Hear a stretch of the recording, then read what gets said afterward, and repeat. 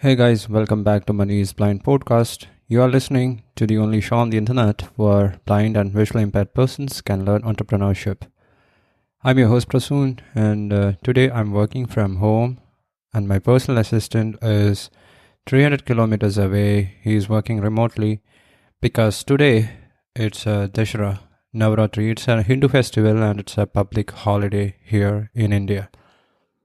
So in this episode, I'll be telling you three things that you need to keep in mind when you are working at from home. So this will be more applicable to you if you have a personal assistant. So why do you need a personal assistant? Because blind and visually impaired persons won't be able to do all the tasks by themselves, and they definitely need a pair of eyes. And of course, you can hire a personal assistant who's going to help you. I talked extensively about this topic earlier, and you can scroll up and find episodes on hiring personal assistant, how you can do it, why you need to do it, how hiring personal assistants could be the key between you becoming successful in life or you trying to do multiple tasks altogether by yourself and failing miserably. You can always try. I'm not saying that you will always fail, but your jobs, your task will be much more easier if you have a personal assistant. So back to the topic on working remotely. The first and foremost thing is that you need to define rules for working remotely. You'll need a room which is dedicated to your work at home. If you're working from office and remotely, you do have an environment, a workplace where you can work. So that is a definition. It is clearly defined where you need to sit, where you need to be when you're working. But the situation is kind of different when you're working from home. So you need to define this both for yourself and for your employees, including your personal assistant. Because in most of their employees' home, they won't have a separate room for themselves where they can sit without disturbances from other family members and guests and do the work when you need their attention the most. So make it clear to them that working from home is actually work and it is not a time pass. It's not something that we are trying to do just because we can't work from office. So define the rules, what are the regulations, how it should be done, write it down, create systems around work from home rules for your company, for your business, and share it with your employees. The second thing that you need to do is to invest in a good internet connection. If you don't have a good internet connection, you're most likely not going to succeed in working remotely because everything, even Google Meet, Zoom, everything needs a good internet connection.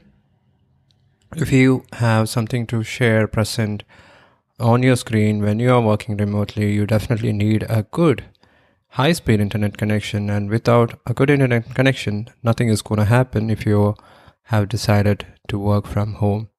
So it's not on your end itself. Your employees, your personal assistant, everybody who is working from home needs a good internet connection. So the last two of my personal assistants had a good broadband connection at their home, and it was not a problem. But my current personal assistant doesn't have a broadband connection at his home because he is living in a rural village area in Kerala, and right now, for the last 1.5 years, he has been using personal hotspot. So we get 4G services in here in Kerala, and he uses that 4G connection to create a personal hotspot, which he then tethers with his computer, laptop, and then that's how we connect over the internet when I'm working with my personal assistant remotely. So it's not an ideal situation. Whenever he gets a call on the phone, the connection is broken. I have to wait here for him to join back in the call. It is kind of disturbing, but we have no other options.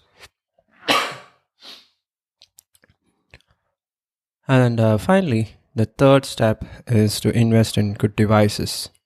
You need a laptop for every one of your employees. If they don't have a personal laptop, you need to provide them laptops. You need a good phone. It could be an Android phone, an iPhone. It may not be accessible when it comes to your personal assistant or someone who is working remotely, but in your case, it should be accessible. And which type of devices that you should buy or invest in when you are starting your own business, you can find multiple episodes on that topic. You can go to www.moneyisblind.com and find all the episodes that I published in this podcast in the last year, neatly organized in different categories, and you can listen to all those episodes there itself. Alternatively, you can also scroll up or scroll down in your podcast platform. I just realized that Google Podcast has stopped their application, but I think it is still available in the App Store. I think they have stopped providing updates for the app. It was a nice app, but may it rest in peace. Now there are other podcasting solutions like Spotify, Apple Podcast, Overcast. There are multiple hundreds of other podcast platforms out there, and it doesn't matter which platform you're listening to. Just make sure that you follow the show, subscribe to the show, and leave it a good review. So I'm not going to drag this one any longer because we have work pending, and I am recording this on the afternoon of Monday. Today is 23rd of October 2023, and I am going back to work. Yes, of course, this is remote work, and talk to you guys tomorrow. You guys take care. Bye-bye.